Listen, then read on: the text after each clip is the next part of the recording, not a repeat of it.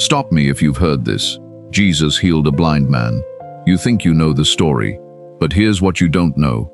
The method was so strange that the religious leaders didn't even argue about the miracle. They argued about the mud.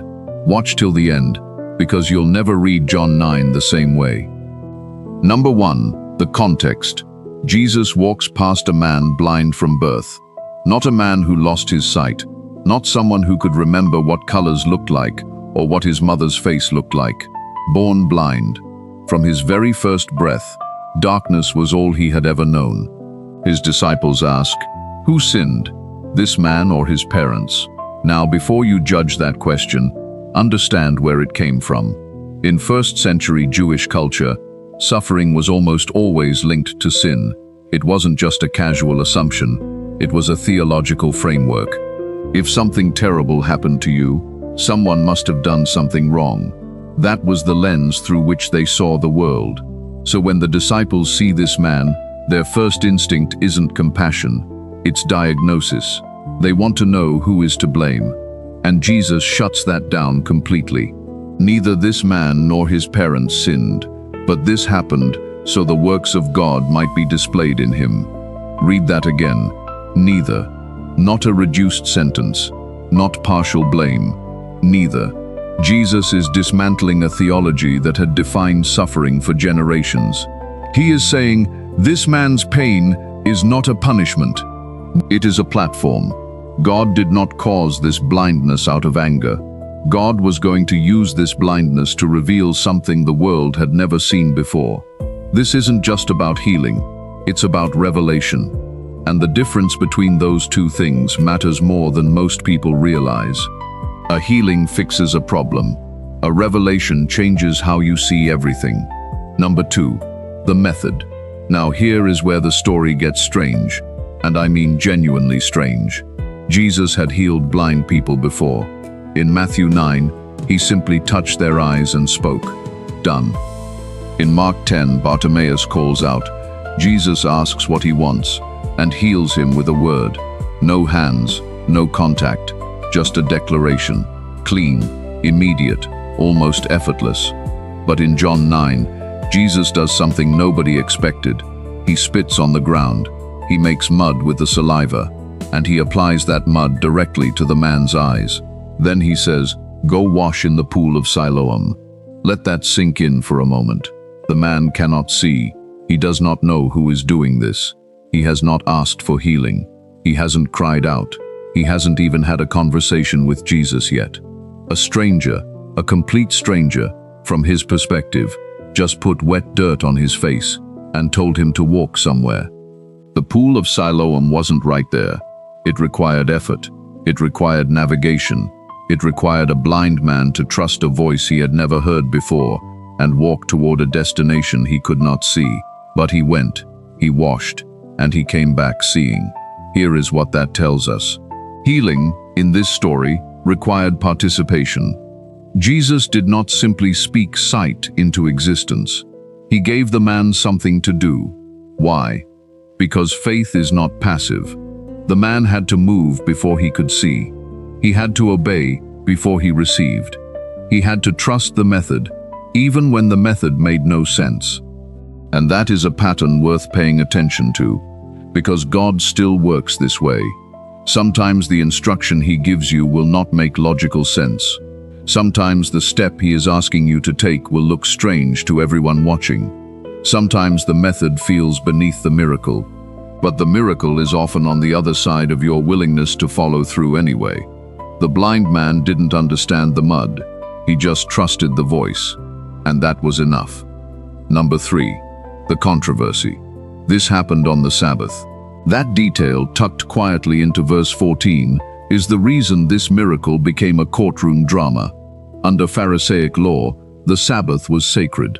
No work was permitted, and the religious leaders of the day had developed an extensive list of what counted as work.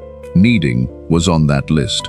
Mixing materials together, like say, saliva and dirt, was considered kneading, which made it work, which made it a violation. So the moment Jesus made mud, he had crossed a legal line in their eyes. Now watch what happens. The Pharisees don't celebrate a miracle. They open an investigation. They bring the healed man in for questioning. They ask him what happened. He tells them. They don't believe him. So they call his parents. The parents confirm, yes, this is our son. Yes, he was born blind. But then they do something heartbreaking. They deflect. Ask him. He is of age. He will speak for himself. Because they were afraid. The religious leaders had already announced that anyone who confessed Jesus as the Messiah would be thrown out of the synagogue. And the synagogue wasn't just a place of worship. It was the center of community life. Being expelled meant social death, so the parents protect themselves. And they leave their son to face the interrogation alone. But the healed man doesn't flinch. They press him again. They call Jesus a sinner. They demand he denounce the one who healed him. And this man, no theological training, no status, no protection, looks them in the eye and says something that ends the argument. One thing I know, I was blind, but now I see. He doesn't debate the Sabbath law. He doesn't argue about whether Jesus is a sinner. He simply holds on to what he knows for certain.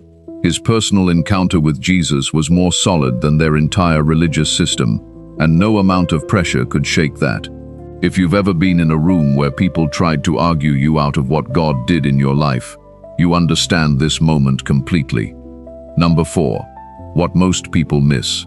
Here's something that rarely gets connected to John 9, but it should. In Mark 8, Jesus heals a different blind man. And this healing happens in 2 stages. First touch.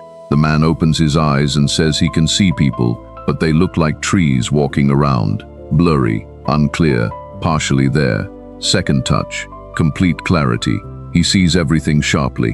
Why 2 stages? This is Jesus. The same Jesus who spoke and calmed a storm. The same Jesus who raised Lazarus from the dead with 3 words. He didn't need 2 attempts. He wasn't running low on power. The 2-stage healing was intentional. It was a message. Because healing is often progressive. Restoration is often gradual. You don't always go from total blindness to perfect vision in a single moment. Sometimes God gives you partial sight first. Enough to move, enough to function, enough to keep going. And then he brings full clarity in his timing. Maybe you've experienced this. You prayed for something. Things improved, but not completely. You could see more than before, but not everything. And you wondered if something went wrong. Nothing went wrong. Jesus stays with you through the process. He doesn't heal you halfway and walk away.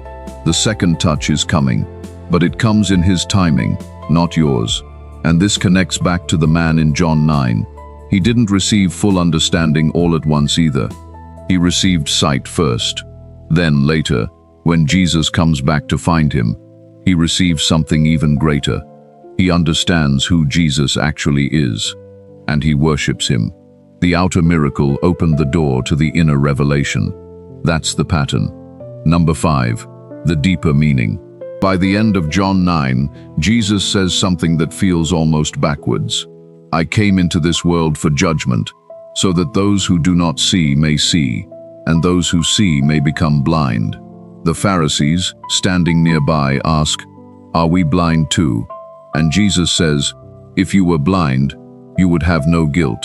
But now that you say, we see, your guilt remains. Think about what just happened in this chapter. The religious leaders, the men with the most education, the most scripture memorization, the most theological authority, looked at a man who had been blind from birth and now could see perfectly. They witnessed it, they confirmed it through multiple interrogations, and they still refused to see Jesus for who he was. Meanwhile, a man who had spent his entire life in darkness, who had never read a scroll, who had never sat under a rabbi, that man ends the chapter on his knees worshiping the Son of God.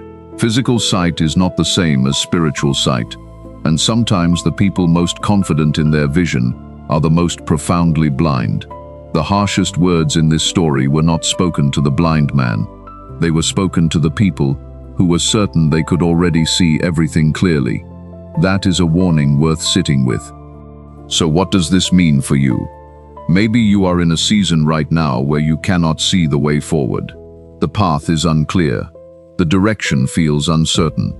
And God seems to be asking you to do something that doesn't fully make sense yet. Walk toward the pool anyway. Trust before you understand. Move before you see clearly. The blind man had no guarantees. He had mud on his eyes and a voice he had just heard for the first time. He didn't know what the pool would do. He didn't know if anything would change. He just knew someone told him to go, and that was enough. Jesus is not afraid to get messy. He uses spit. He uses dirt. He uses ordinary, unglamorous, unexpected things to do extraordinary work. The method will not always look like what you imagined. The process will not always feel dignified. But the result, when you trust it all the way through, is sight you didn't have before. The question is not whether God can heal you. The question is not whether God is able to restore what you've lost or clarify what feels confused. He can. He has proven that. The only question is whether you will go wash when He tells you to. If this video opened something in you today, don't scroll past this moment. Like the video, comment, "Lord, I want to see," and share this with someone who is in a hard season and needs to be reminded that God still works in the messy, unclear, confusing places. Subscribe to Selah Depths for biblical truths that go deeper every week. We're not here for the surface. We're going all the way down.